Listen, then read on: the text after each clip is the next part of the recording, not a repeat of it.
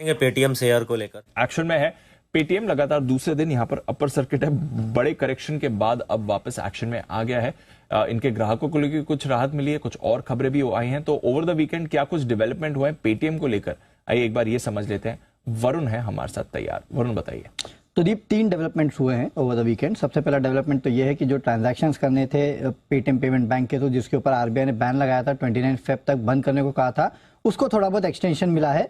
15 मार्च तक के लिए इसको एक्सटेंड कर दिया है। हालांकि आरबीआई ने साफ कहा है कि जो ग्राहक है उनको पैसे निकालने में बैंक मदद करे और साथ ही साथ उनके अगर कोई भी अकाउंट से वॉलेट से लिंक, तो उनको यहाँ पे जल्द से जल्द बंद किया जाए। 15 मार्च तक का ही आपके पास विकल्प है। इसमें जैसे कि अगर आपके पास फास्टैग है, समझिएगा, तो फास्टैग के पैसे जब तक पड़े हैं तब तक आप इस्तेमाल कर पाएंगे। उसके बाद फिर से उसमें पैसे नहीं डाल पाएंगे, तो उसके बाद वो फास्टैग जो है वो रद्द हो जाएगा। और ऐसे ही काफ़ी सारी और बातें कही है, जैसे कि खाते में अगर रिफंड कैशबैक है तो ये 15 मार्च के बाद भी रहेगा।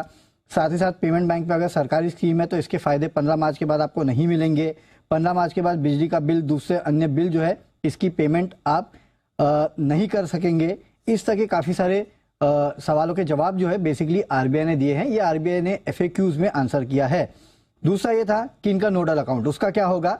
तो इन्होंने अपना नोडल अकाउंट जो है अब एक्सिस बैंक के साथ शिफ्ट कर दिया है। यानी कि बेसिकली आपको जो एस्क्रो सर्विसेज है वो एक्सिस बैंक के साथ इन्होंने शिफ्ट की है। तो इनके जो मर्चेंट्स जो इनके साथ काम करते हैं वो अब आराम से काम कर सकेंगे, क्योंकि जो डिजिटल पेमेंट्स है वो पेटीएम एक्सेप्ट करेगा और ये जो है वो इनके नोडल अकाउंट एक्सिस बैंक के साथ होगा।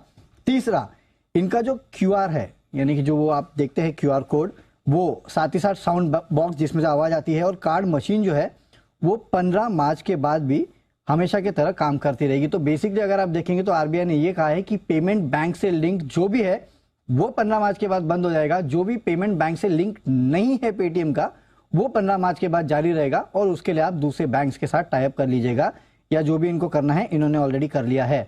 और ब्रोकरेज हाउसेस के टारगेट जहां थे अभी भी वहीं है। ओके, ये इंटरेस्टिंग है। काफी डेवलपमेंट्स हुए हैं और इनफैक्ट ब्रोकरेजेस दोनों तरफ के व्यू रख रहे हैं, पर जो टारगेट है वो करंट लेवल से काफी बढ़कर आ रहे हैं। हाँ, 550 मेरे ख्याल से वो पुराने टारगेट हैं, अभी तक उन्होंने मेंटेन किए, टारगेट बदले नहीं है। टारगेट नहीं बदले। लेकिन थोड़ा सा एफएक्यूज आने के बाद में थोड़ी सी रिलीफ वाली बात है। एक तो 15 दिन बढ़ा दिया है। दूसरा ये कि आज आप देख भी रहे होंगे पेटीएम की तरफ से बड़े बड़े ऐड आए हैं सारी सब की। वो कह रहे हैं कि भाई खाली प्रॉब्लम जो है पेटीएम पेमेंट्स बैंक में है, पूरी नहीं है। बाकी चीजें जस की तस चलती रहेंगी। खाली ये कि आप नया पैसा नहीं टॉपअप करा सकते, वो वाली चीजें डिपॉजिट नहीं कर सकते। तो उस हिसाब से थोड़ी सी रिलीफ को बाजार और ये सब रिपोर्ट्स को एंजॉय करता हुआ दिख रहा है।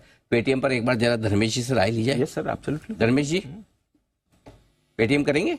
हाँ तो करो। मैंने इसलिए पूछ दिया था, मैंने कहा आपका तुरंत जवाब हाँ में आएगा और सवाल मेरा पीछे आए थोड़ा सा। तो सर सेम, मेरा मोबाइल नंबर तो आपके पास है ही।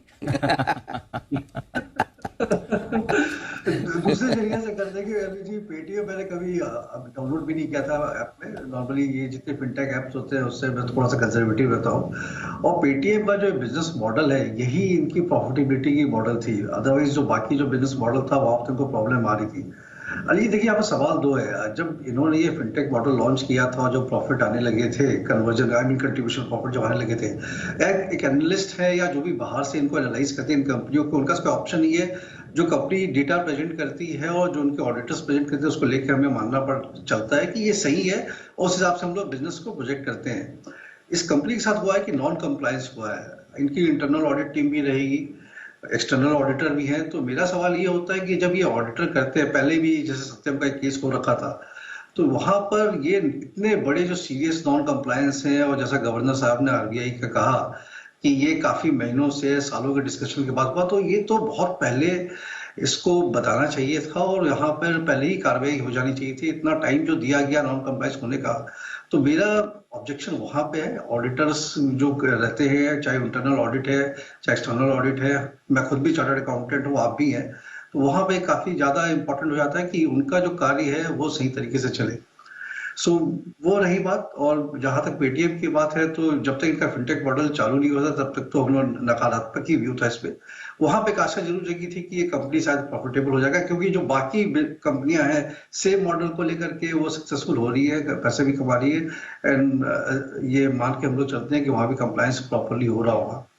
सो जैसा आप बताया था आपने शो के शुरू में कि एक उछाल आ सकता है, तो शायद 400 450 तक एक बार चला जाए तो वहां पर जरूर इससे एग्जिट लेना चाहिए। और काफी वेस्टेड इंटरेस्ट है, बहुत लोगों के पैसे लगे हुए हैं, तो रिपोर्ट्स इस तरीके से फेवर और अगेंस्ट में आते जाते रहेंगे, तो उसको इग्नोर करना चाहिए। तो इग्नोर करें, बेहतर यही है। पेटीएम को फिलहाल ये राय आपके लिए आती हुई धर्मेश जी की तरफ से